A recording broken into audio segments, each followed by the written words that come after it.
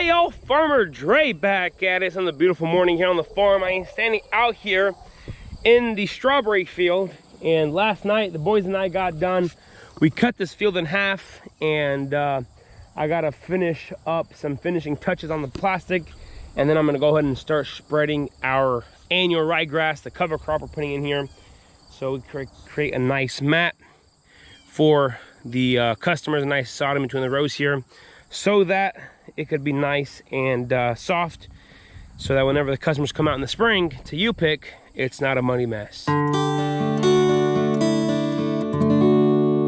So last night, Adrian, Isaac, and myself, we came out here, we cut the field in half, and the reasoning behind this, last year, or this past season, this field right here was 500 foot long, and we noticed and realized that the berries towards the end of the field weren't getting picked just because the customers had to walk starting from there all the way over here. So whenever they got like towards the middle, their box would be full, and then they had to walk all the way back that way to get back to the tractor.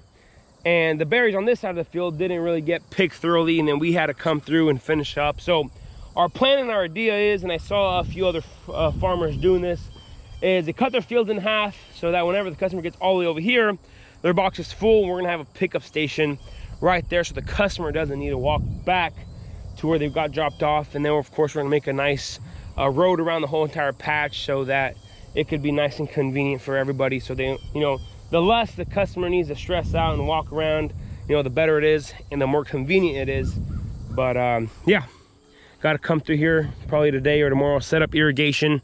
So the only problem about cutting your fields in half is now we got to pull a lay flat pipe from there to here for this patch, run irrigation over here and on that side. So we will see exactly what we're gonna do. But anyways, I'm gonna go ahead and finish off this plastic mulch. We got a section that we didn't lay because we ran out of mulch towards the end of the row. So I got the shovel, I got the plastic mulch. We're gonna go ahead and start laying. So in between these two fields now, this is where I had to come through and do by hand. The last 20 foot or more, we ran out of plastic, and I didn't have any on the mulch layer. So I was like, you know what, Adrian, just finish her off and then I'll come by hand and doing it. So we're gonna have to overlay here, lap it a little bit, and cover this. So as you can see here, the drip tape is buried. Should be about 2 inches or so. Yeah, there you go, that's the drip tape right there. So that's perfect. You got a good 2-inch depth on that drip tape. I'm hoping not to have any mice issue this year. Last year, towards the end of this rows, I had readjusted it, and there was a lot of, the drip tape was on top of the beds, and then I had a lot of mice issue, especially on this side of the rows. So hopefully that drip tape buried like that works out pretty good. Anyways, I'm gonna have to come through here, move this dirt aside. I'm gonna have to sweat a little bit. Oh man, it's a rough life when I have to sweat.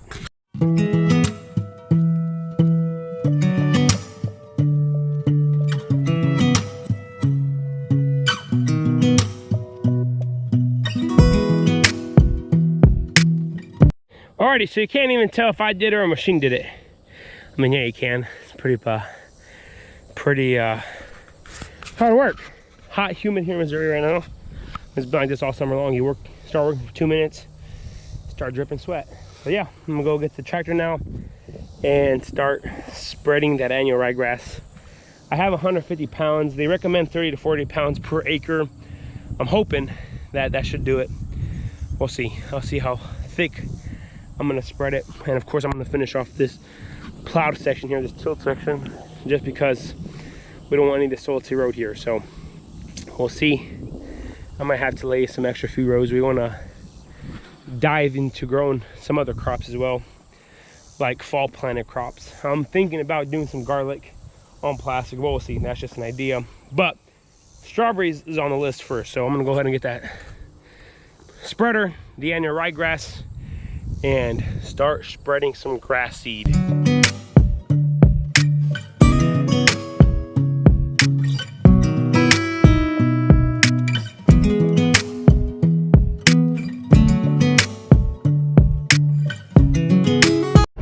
So I miscalculated something because I only got this, I got about another 10 rows on every side in the back patch.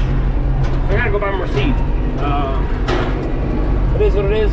We're getting rain tonight and tomorrow, so I'm gonna go buy that seed right now. We'll see, and just get it spread so if it rains, the seed gets watered, and then we don't have to worry about it. But that was just 3 bags. We got 4 acres of strawberries, so let's see. Probably gonna buy another 2 bags and we should be good to go. We're out here in the strawberry field. The strawberry plants are coming this week sometime.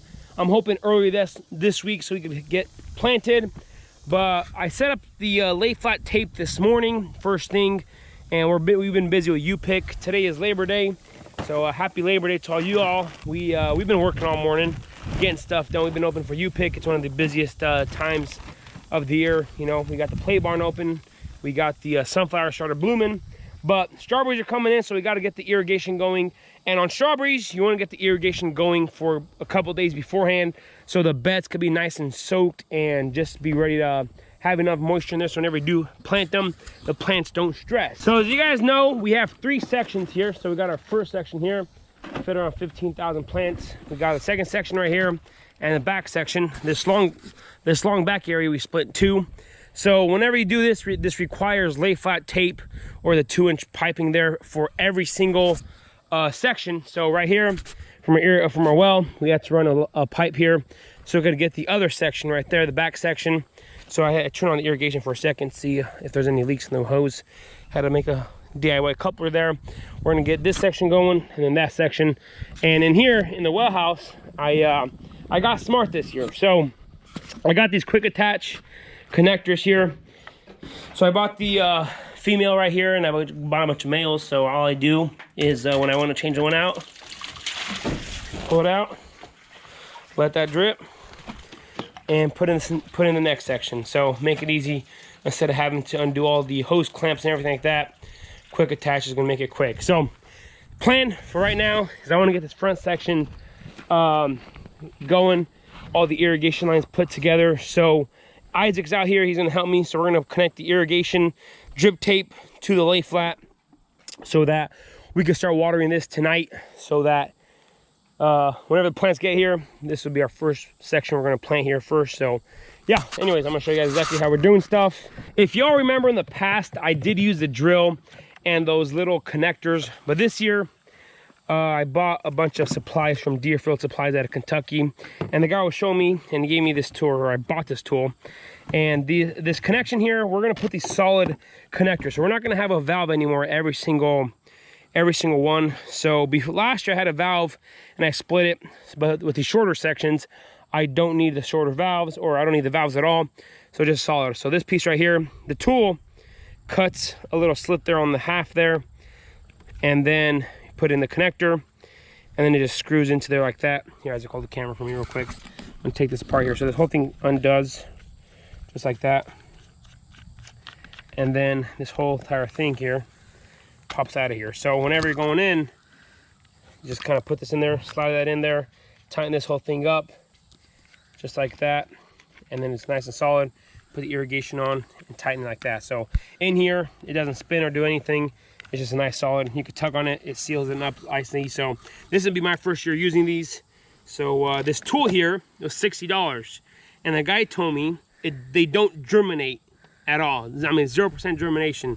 So he said, don't bury it, don't lose it. That's why they put the red handle on here, so they won't lose it.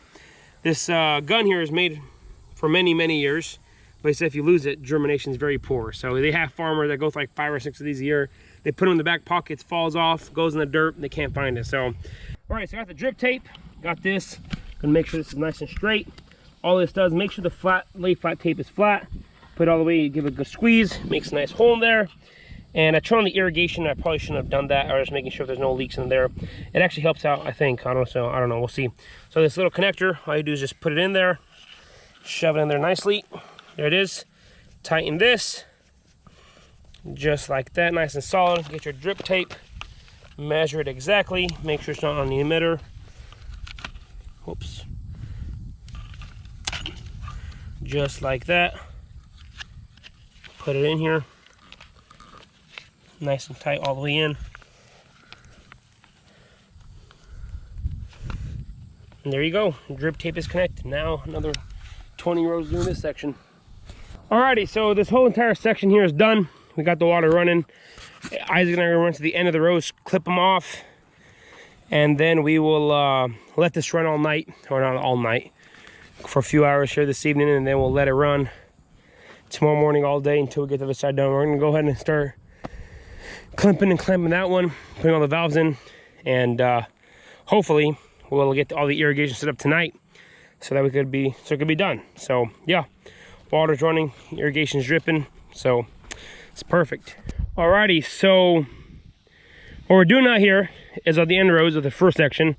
I have a bunch of these extra valves from last year. I kept them, and they're perfectly fine condition, but we're never going to use them as valves anymore. So I got to thinking, at least on this front section here, because we don't have too many valves left over, I'm just going to put a valve right here, and if I ever need to flush the lines or something, turn on these valves real quick and let them flush. But on that back section, I'm just going to knot them or close them like I did before. But since we have the valves anyways, there's no point of just let them sit there. So put them to good work on this end right here. Alrighty, so now this section is getting watered. Nice thing about it, we've got to flush lines. Old valves, oh snap. There you go, just turn them off. There you go, perfect.